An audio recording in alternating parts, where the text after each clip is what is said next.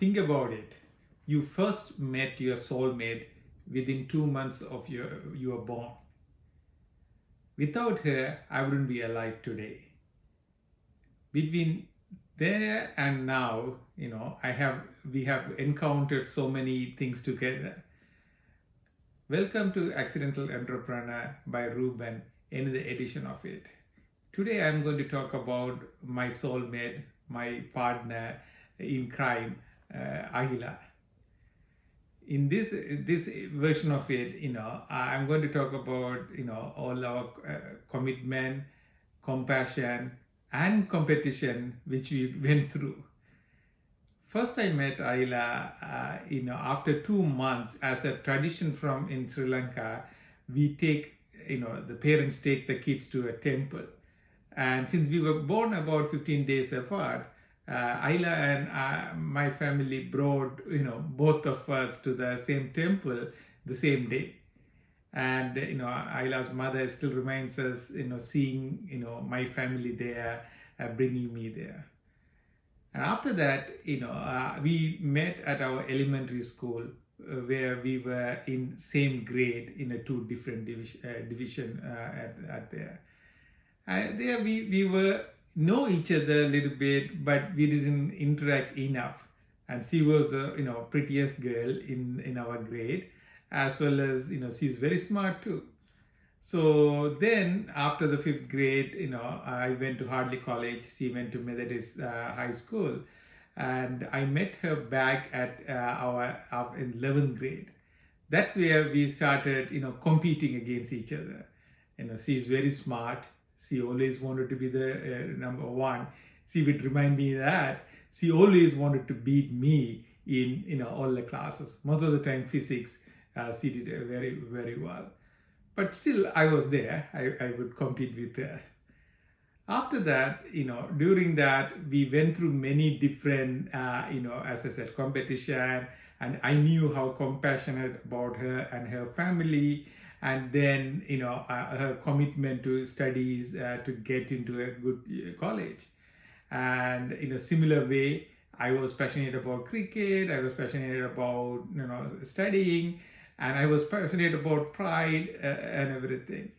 And all of these came together. And then, during our high school time, there are many incidences, I decided to ask her for her commitment. And surprising enough, she said yes to me. And after that, I was going to leave to come to US through Africa.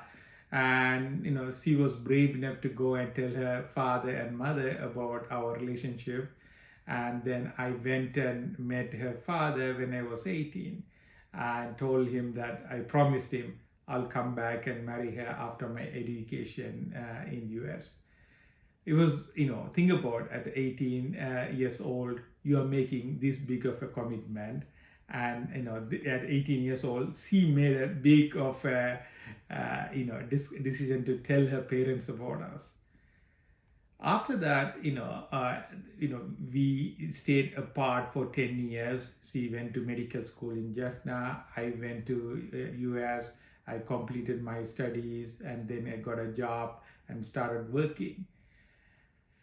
In this time, some of the learning from her and some of the push she made on me or impression made on me as a commitment. She stayed back in Jaffna during the wartime while me and my family left. Her family left to Colombo to take care of the other siblings, and she still stayed and completed her studies. That is an amazing, because if you look at it in 1990s, that wasn't an easy time in Sri Lanka. And another part of the learning for me is her father's commitment. He left in early 80s to Middle East to work as a technical person with many projects to provide for family. And because of that, they were able to study hard and all that while he was away most of the time. So combination of her commitment, her challenge, and her study a part of it and her family's commitment for her to study and get to next level as a medical doctor.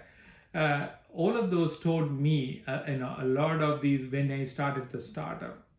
If you look at it, at the startup, you had to hire people.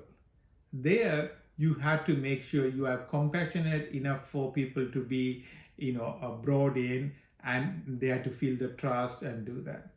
And on the other hand, between startup, there is competition, how to beat each other. And this is one of the things I learned from her. And she used to beat me, but still, I was on top of it. I was able to get that one. And then on top of that, you had to make a commitment. Because some of the time people start these things and then halfway they started thinking, oh, I have another bigger, better opportunity, I'll go away. No, I didn't want to, stray away from my commitment. So this is the three pillars here, which I wanted to bring it up. One of them is, compassion. The other one is commitment, and other one is competition. All three of them are so much important to be a successful entrepreneur.